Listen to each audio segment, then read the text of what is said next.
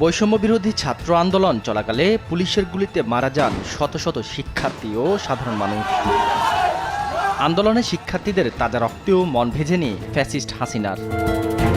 বিভিন্ন জায়গায় হামলা, গ্রেপ্তার ও গুলির সরাসরি নির্দেশ দিতেন শেখ হাসিনা।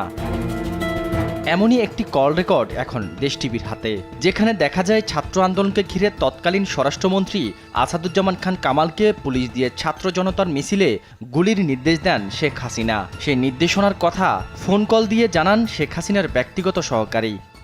আসসালামু আলাইকুম স্যার। জি আসসালাম স্যার, ওই একটা বিষয় একটু স্যার জানাই রাখি আপনাকে।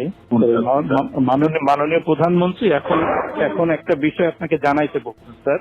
সেটা হলো স্যার, ওই সালথায় যেসব বিএনপি জামাতের নেতা আছে এগুলোকে অ্যারেস্ট করে ফেলা, যেভাবেই হোক কিছু অ্যাকশন এখনই ওই ওদের বাড়ি আমি এখনই নিচ্ছি। আর পলিটিক্যালি স্যার ওরা যেহেতু পূর্বে আমাদেরও একই রোল এখন। ওকে, ঠিক আছে। কোনো জায়গায় হামলা হলে সেখানকার বিএনপি জামায়াত নেতাদের বাড়িতে পাল্টা হামলার নির্দেশ দেওয়া হয়।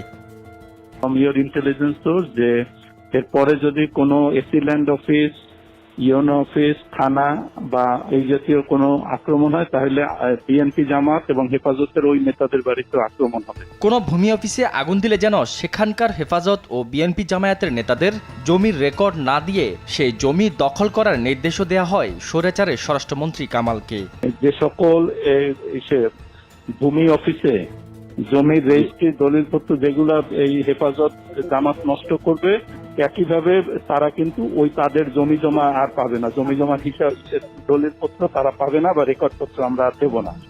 ফরিদপুরের সালতায় বিএনপি জামায়াতের সব নেতাকে যে কোনো মূল্যে গ্রেফতারের কড়া নির্দেশ দেওয়া হয় শেখ হাসিনার পক্ষ থেকে। পলিটিক্যালি লোকালি রিয়েক্ট করা, মানে আমাদের ভাঙলে তাদেরও ভাঙবে।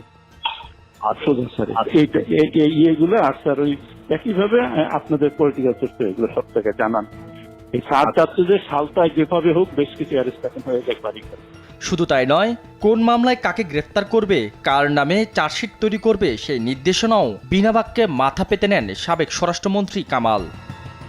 না, আমি আচ্ছা আরেকটা জিনিস ওনার সঙ্গে, আমি কি ওই যে ইসের চার্জশিট আজকে হচ্ছে শাফি হুজুরের যে হত্যা, এখানে মামুনের সংশ্লিষ্টটা আমরা এটা খুঁজে পাইনি, কিন্তু বাবুনগরীরটা পাওয়া গেছে। ওনাকে একটু জানিয়ে দিন, তাহলে আমরা চার্জশিটটা রেডি করি। ছাত্র জনতার অভ্যুত্থানে ক্ষমতাচ্যুত শেখ হাসিনা পালিয়ে যাওয়ার পর থেকেই আসাদুজ্জামান খান কামাল লোকচক্ষুর আড়ালে। তাকে অচিরেই গ্রেফতারের দাবিতে এখন সোচ্চার সারা দেশের সাধারণ মানুষ।